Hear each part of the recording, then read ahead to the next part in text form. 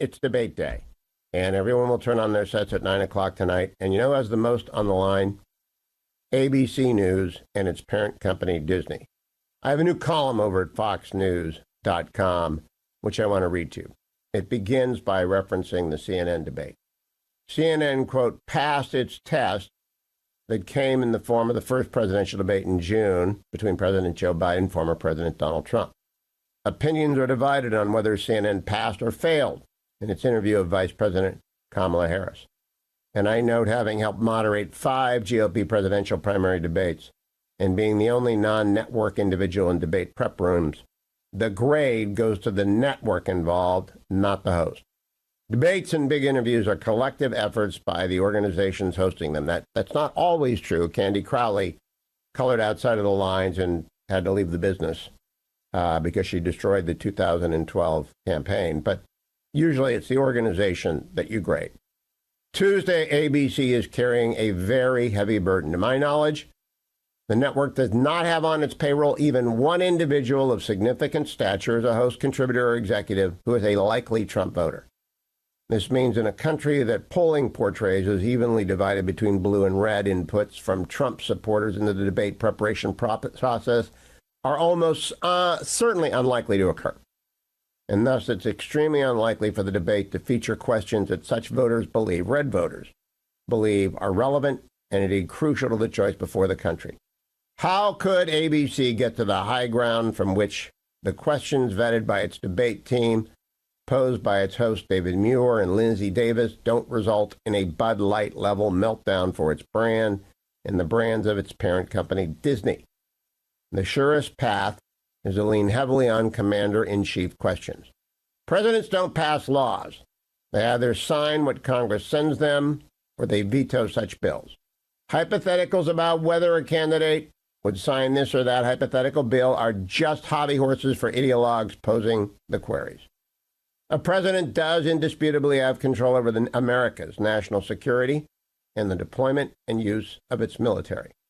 The primary relevant examples of this power are, 1, President Biden's decision to pull American troops out of Afghanistan in the way he did with the consequences that pullout had, and 2, support or refusal of support for Israel in its multi-front war with Hamas, Hezbollah, the Houthis, and of course Iran, the head of the snake, as many of the supporters of the Jewish state deem the mullahs in Iran.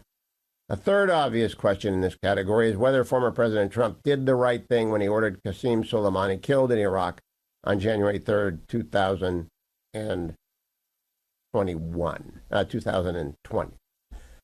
There are many other extremely relevant questions in this era, including whether American military force will be deployed to defend our treaty ally, the Philippines, in its escalating confrontations with China's People's Liberation Army Navy, or to defend the island state of Taiwan if it is attacked by China. Another obvious area is America's southern border. What both candidates will do about the more than 10 million migrants who crossed into the country without invitation in the past 3.5 years should be on the agenda.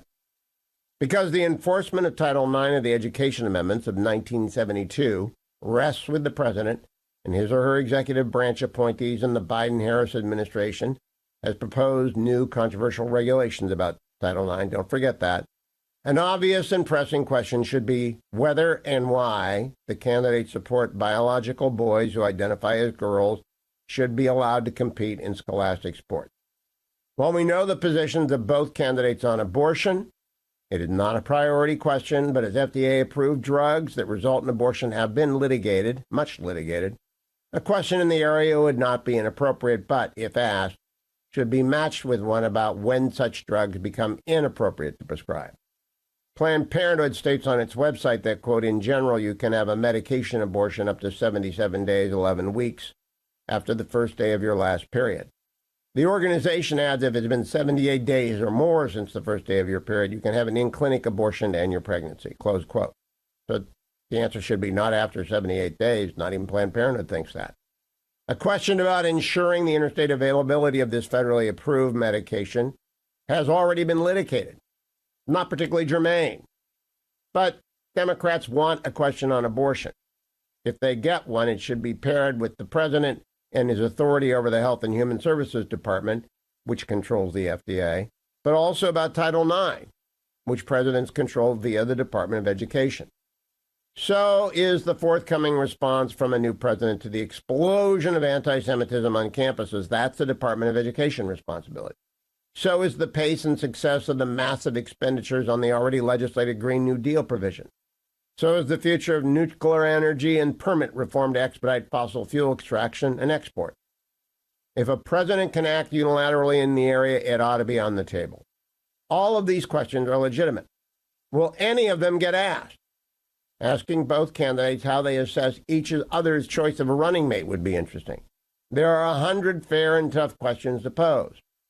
If ABC produces an equal number of questions that strike both red and blue America as pointed but fair, and as many that are difficult for former President Trump to answer as are posed in that category for Vice President Harris, the network and by extension Disney will pass. If not, the whole country and its electorate will have rendered a verdict of fail on both network and Disney by Wednesday.